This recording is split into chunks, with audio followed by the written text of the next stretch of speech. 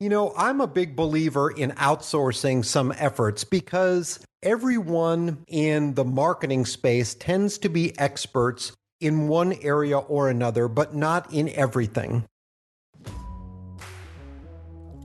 Hello everyone, welcome to the EcomXFactor podcast, the show that brings you the best and most updated digital marketing hacks and tips. I'm Kevin, the producer, and we're super stoked to have a special guest on the podcast. Today, Yaron is interviewing Eric Dickman, founder of the 5 Echelon Group.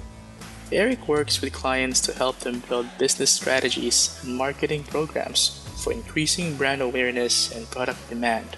In this episode, Yaron and Eric discuss the common misconceptions about inbound marketing and outbound marketing, the importance of building a solid network foundation before starting an entrepreneurial journey, and why everyone should delegate tasks and making consistent efforts in implementing your marketing strategy.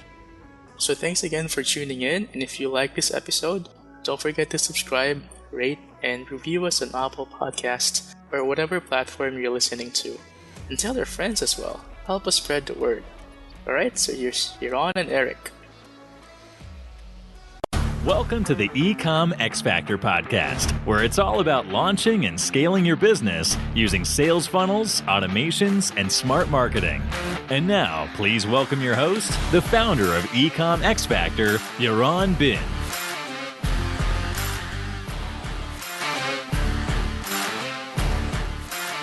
Hi, Eric.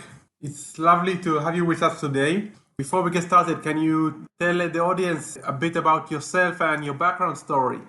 Thanks very much for having me as a guest on your show. I really appreciate the opportunity. So just by means of introduction, I'm the founder and chief marketing officer of the 5 Echelon Group, and that is a strategic marketing consulting company that helps small and mid-sized businesses develop comprehensive marketing plans and then execute those strategies so that they can grow and build their brand awareness in the marketplace. And this all came out of years of marketing experience that I've had in my career. I've worked for about 30 plus years in the industry. About 17 of those years were at Oracle Corporation. And that was an amazing opportunity for me because during my time there, I was responsible for the global marketing of their financial services products in the retail banking space. And when you work for a large company like an Oracle, you have access to so many resources. And one of the great things is you don't have to build brand awareness. People already understand that brand. They already understand who that company is. So really what you spend most of your time focusing on is building awareness in the products and services that fall underneath that brand. But you have so many resources when you work for such a large company. There are also unique challenges because with so many products and services, it's very difficult to differentiate sort of one from the other because there's just so much that they offer. But it was a tremendous learning experience for me. But I really wanted to get out and start my own firm so that I could really help small and mid-sized businesses create value, not only for the owners and the senior managers of the company, but for the employees and for their customers. I really am a strong believer in creating a thriving corporate culture, an environment where everybody can benefit from the success of the company, and where companies can really grow to be able to offer the kinds of products and services to their customers that can really make a difference in the marketplace. And I knew that in order for me to be able to have that kind of an impact, I needed to branch out on my own and start my own company. And so that was the genesis of the 5 Echelon Group. And if you're curious, by the way, the reason I settled on the name the 5 Echelon Group was it encompassed 5 main areas: organizational culture, product, people, process, and ultimately all of that worked down to profit. And so that's where I came up with the name the 5 Echelon Group. Love it. I love hearing all the stories, how entrepreneurs started and how they developed themselves and like the path of their career took. So obviously you're an inbound marketing expert, and I know a lot of people have some misconceptions regarding outbound marketing and inbound marketing. So can you tell the audience a bit about, or share with us a bit of like the most common misconceptions that you hear about inbound marketing? So what are some common misperceptions about inbound marketing? I think Inbound marketing was a term that was really popularized by HubSpot. HubSpot is a great application platform, not only for CRM, but for marketing activities. It's something that I use in my own business. And one of the reasons that I love HubSpot so much is I believe in their corporate culture. They have really created an environment, a methodology, a way of going to business that I think a lot of other companies can emulate. So I really encourage you, if you're not familiar with the HubSpot story, to check it out because it's really a phenomenal company. But they were the ones that I think helped popularize this idea of inbound marketing. So what inbound marketing really means is it's customers coming to you. So outbound marketing is really pushing things at customers. It's really driving awareness of your brand, your products, your services by pushing things to them. Inbound marketing is having customers come to you. Now, you still create content, you still create things that drive that awareness, but the idea is that that awareness drives people to you. And one of the best ways of doing that is creating organic content. So this is content that really adds value, that when somebody is on the web and they're searching for an answer to a question, they're looking for a way to do something, or they're looking to research a particular topic, you provide content that adds value, that Google sees as something that is of value that they want to rank within their search rankings. And then people find that by searching for that topic, and they come to you because you put something out in the marketplace of value. They are now coming to you. So that's inbound marketing. It's people that are finding you because of the content that you're creating, and that is driving them to your website so that then you can engage in more of a sales process. You can introduce them to your products and services, and that you can try to make a sale from that. And I think one of the biggest misperceptions about inbound marketing is it's like flipping a switch, that if you start creating this content, that people will magically just start coming. And unfortunately, it rarely works that way. It takes time. It takes steady effort. It takes a lot of persistence to create this content, add that value, so that value is recognized by things like Google in their search rankings, and that as you sort of move up in the rankings, more and more of that organic traffic will start to come your way. But too many businesses, I think, make the mistake of making a big push to create some content and then wondering why traffic magically hasn't appeared, because then, they stop their efforts. It was a single push, and then they sit back and they wait for something to happen. Inbound marketing is a constant process of refining your messaging, refining your content, and continuously putting things of value out there in the marketplace for people to be able to find you. Wow, thanks, Eric. It's such a great explanation. A lot of people are confused between inbound and outbound, and you gave such a great explanation, and I totally agree. I mean, content creation and refreshing and tweaking and optimizing the message is something that you have to be patient about. You can't expect results to come overnight, and this is something that often people get frustrated that they don't see results from the content that they are producing. Anyway, so can you share a bit about some more mistakes or misconceptions that you see many people do in regards to content creation and inbound marketing? So I think, when you look at some of the mistakes that people are making, I think the biggest one that they make is that they just stop. Marketing is an investment. It's an expense. And one thing that companies do that I find is a mistake is that they play around with their marketing budget too much. When they're having a good quarter, well, maybe they'll spend a little bit more on marketing. When they're having a bad quarter, they pull back on their marketing expenses.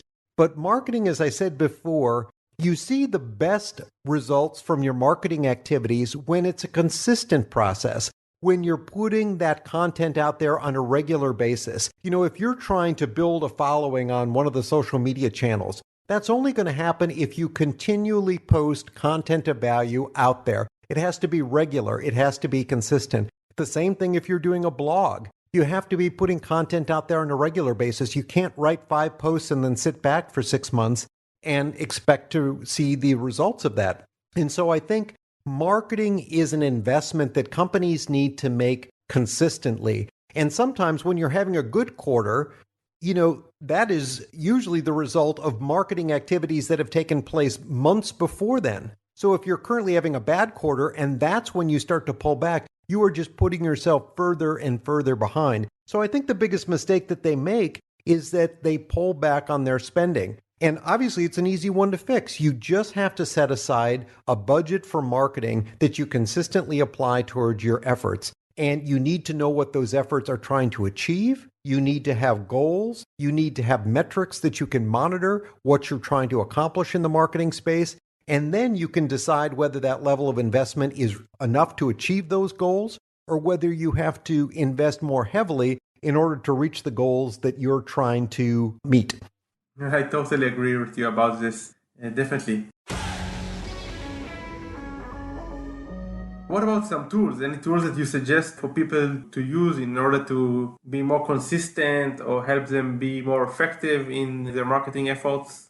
In terms of tools that I love, I mentioned earlier HubSpot. I think that a centralized platform where you can have your data stored about your customers, where you can engage in your marketing programs, where you can engage in your social media outreach, where you can engage in email outreach. I think when all of those are combined in a single platform, you have the benefit of, number one, you have a single tool set that people have to use. Number two, everything is stored in the same place, so you don't have this disparate data in all these different systems that you're trying to manage and bring together to try to figure out what is actually happening in your marketing programs. And I think the third thing that I think is so powerful about a platform like a HubSpot is that it has integrations out to other third-party tools. So if there is functionality that you need that lives outside of those tools, there are plugins that allow you to interact. There are APIs, and there are tools like Zapier that allow you to integrate to tools that aren't natively integrated into the solution stack, but then through a third-party tool set like that or through a third-party set of APIs, you can then integrate those other tools into your HubSpot platform. And I'm just talking HubSpot right now because I'm a huge fan of them as a company. But you've got Eloqua, you've got Marketo, you've got others out there that do very similar things, Pardot as an example. So whatever platform you choose, I think it's very important that you make that the center of your marketing automation strategy, and then the solutions that you add to that to fill in the gaps where there's additional functionality that you need, make sure they integrate with that central marketing automation platform so that you can build this stack where all of the data comes into one central point, and then you can measure, monitor, build your analytical reports off that central information resource. Great advice here. I mean, having a structure, everything well kept and organized is such a huge benefit that is often overlooked. I must confess that it took me also a while to move away from Google Sheets and Google Drive, and we started working with ClickUp, which is a project management tool that is really helping us a lot. And it does integrate using Zapier to all of our CRMs and our Shopify stores and our membership websites. So using a project management tool or a tool like HubSpot that you mentioned and the power of Zapier is definitely a game changer. It takes a while to set up, but once you have everything set up, it's really a game changer, makes you way more efficient and effective, and it helps you grow your business. It's the only way to grow.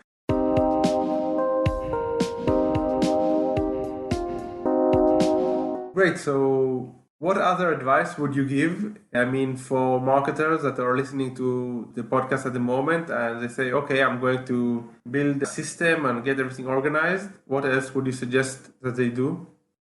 I'm a big believer in outsourcing some efforts because everyone in the marketing space tends to be experts in one area or another, but not in everything.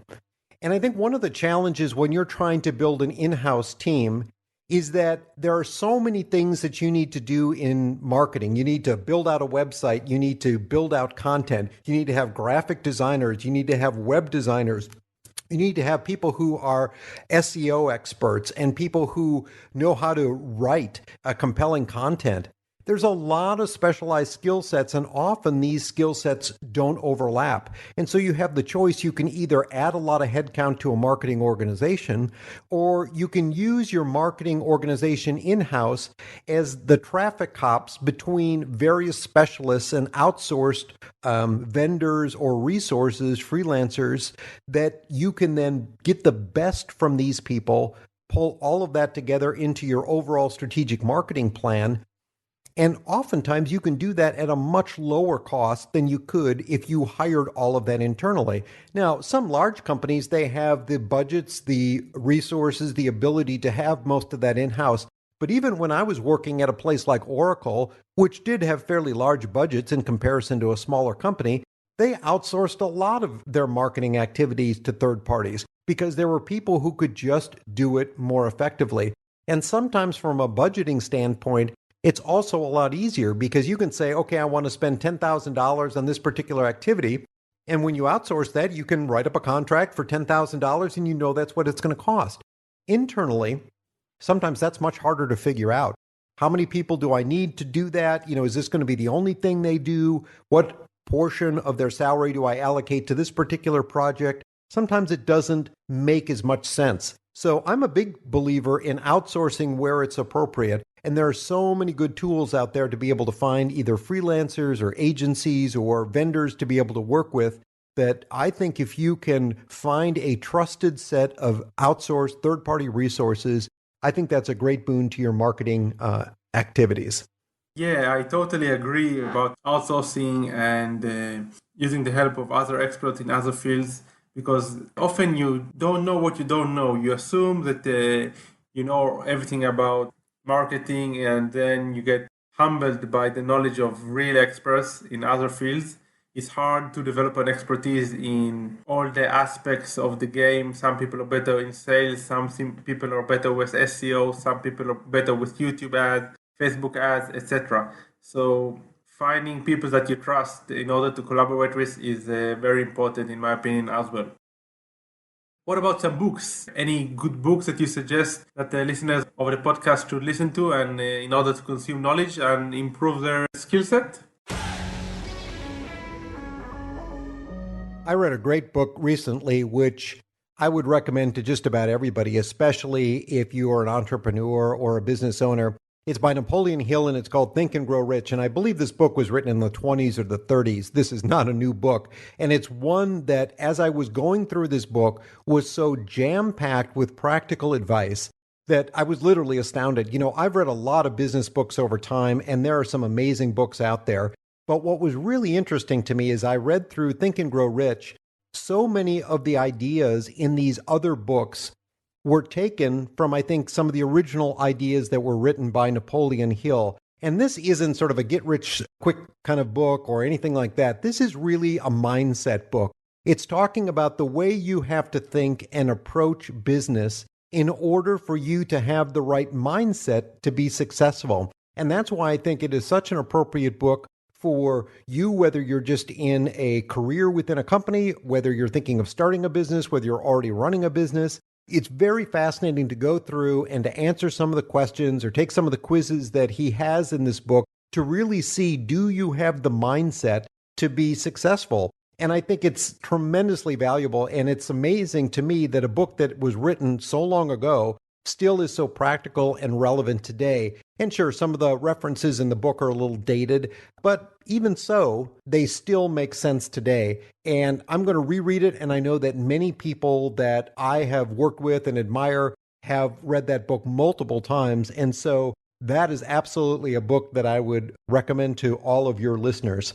Oh, yeah. This is like one of the most famous self-help books. And I think it's like the first book that really people are now emulating or just rephrasing or just taking the ideas that Napoleon Hill speaks about in the book. And yeah, it's definitely one of the books that I love to reading, and I also go back and read as a reference every once in a while.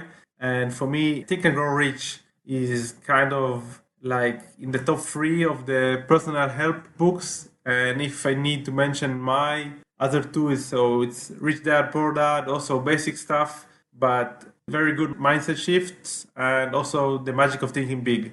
They all sound a bit cliche, but they are full of practical advice. And as you mentioned, it's amazing to see that even though they were written, some of them like 80 or 50 years ago, everything is still the same.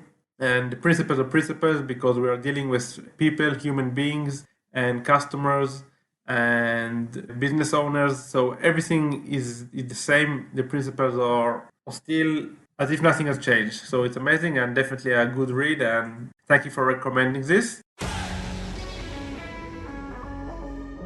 What about an advice? Something that you wish you knew when you just started your way as an entrepreneur or just started your business? What advice would you give people who are just starting their entrepreneurial journey these days? One thing I wish that I knew before I started my own business was just the power of having a good network. Now, over the years, I built up a network on LinkedIn of people that I worked with, a lot of business associates, vendors that I used to work with, but it wasn't a network that was really filled with a lot of mentors, a lot of people who had a similar mindset to what I did, people who would really be good resources if I was to go into business on my own. And what I found is that when I went into business on my own, the network that I had really didn't provide a lot of value to that business because these were mostly people that didn't have any interest in the kinds of things that I would be doing as an independent business person, as a consultant. And so I had to rebuild my network. I really had to reach out to people of similar mindsets, people who were doing the kinds of things that I was going to do in my business, people who would be potential clients, obviously. But it was really a focus on building a network of people around you could really lean into when you needed advice, when you wanted to share ideas, people who would care about the kinds of things that you care about. And so if I had it to do all over again, before I started my own business, I would have really laid a better foundation in terms of the network. I'm a big fan of the Jordan Harbinger show. He's got a great podcast. And he's an excellent network coach as well. And one of the things that he says is, the time to build a network is not when you need that network. You want to make sure that you're laying the foundation early so that when you need that network, it's in place. And certainly that was something that I wish that I would have done a better job before starting my own business. And I certainly think I've made up a lot of ground for it in the past couple of years, but it's something I wish that I would have done. So if I had to give people a tip, that would be tip number one, is to say, build your network. Make sure you're surrounded by the kinds of people that when you're in business, these are going to be people who share the same interests, are potential clients, but are people you can rely on when you need networking help. I think the second piece that I would say is that you have to be consistent in whatever you're doing. Too many changes of strategy, too many pivots in what you're doing does not allow for you to see whether the kinds of activities that you're doing are actually working. You need to give things time. There are some things in marketing, for example, like if you were going to do a sale this weekend, and so you put on social media that you were having 50% off, well, you were going to see the results of that marketing effort over the course of the sale period, right? It's pretty defined in terms of a promotion that you're doing and when you can expect to see results from that. But if you're doing something like inbound marketing where you are creating content that you're looking to organically rank, those things are going to take time. Brand awareness takes time. The things that you are doing today, if you're doing them well, you need to trust that they will prove out their value over time. And so what I would just say is be consistent. Be consistent in your outreach. Be consistent in your creation of content. Be consistent in your marketing spend.